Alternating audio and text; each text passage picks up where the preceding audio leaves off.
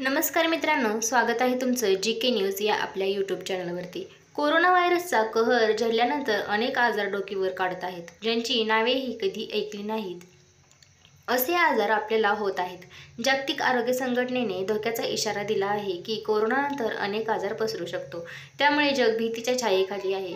अशातच युगांडामध्ये एका नव्या व्हायरसने थैमान घातलं आहे। युगांडामधील लोक सध्या चालता चालता थिरकत आहेत, म्हणजे डान्स करत आहेत, कारण अशा गंभीर आजाराची त्यांना लागण होत आहे। गरिबी आणि दारिद्र्याला वैतागलेल्या युगांडा बुंडीबुगो जिल्ह्यात लोकांना या नव्या संकटाला सामोरे जात आहेत। या नव्या आजाराचे नाव डिंग डिंगा असून त्याला युगांडामधील स्थानिक भाषेत या आजाराला नृत्य करणे किंवा त्यासारखे तालावर थिरकणे असे म्हटले जाते।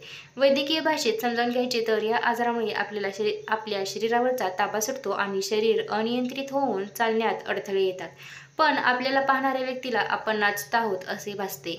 सर्वप्रथम आढळून येणारं लक्षण म्हणजे शरीर थिरकणे। रुग्णाला येतो तीव्र ताप आणि अशक्तपणा। काही रुग्णांमध्ये अर्धांगवायूसारखी लक्षणेही दिसतात।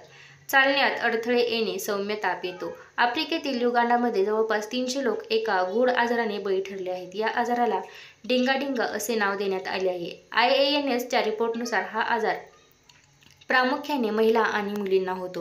आफ्रिकेतील आरोग्य अधिकारी डॉक्टर किइता क्रिस्टोफर यांनी सांगितले की या आजारावर सध्या प्रतिजैविकांनी उपचार केले जात आहेत आणि आतापर्यंत कोणत्याही मृत्यूची नोंद झालेली नाही। हा आजार कसा आला आणि तो का पसरत आहे याची अचूक माहिती अद्याप आरोग्य विभागाला मिळालेली नाही। पुढे ते म्हणाले की सध्या रुग्णांमध्ये सौम्य लक्षणे आहेत आणि डेमोक्रॅटिक रिपब्लिक ऑफ काँगो मध्ये डिंगाडिंगा रोगाचे रुग्ण सामान्यतः बरे होत आहेत। वर्ल्ड हेल्थ ऑर्गनायझेशन नुसार येथे 394 केसेस नोंदवल्या गेल्या आहेत। आफ्रिकेचा आरोग्य विभाग डिंगाडिंगा या आजाराच्या प्रसाराच्या कारणाचा तपास करत आहेत। इन्फ्लुएन्झा, कोविड, मलेरिया किंवा गोवर यांसारखे संसर्ग या आजाराचे कारण आहेत का याचा शोध घेतला जात आहे। मात्र सध्या डिंगाडिंगा या आजाराच्या प्रसाराची लक्षणे समजू शकलेली नाहीत। ज्या भागात हा आजार पसरत आहे तेथे लोकांना सतर्क राहण्यास सांगितले आहे। हा आजार सांसर्गिक मानला जात आहे।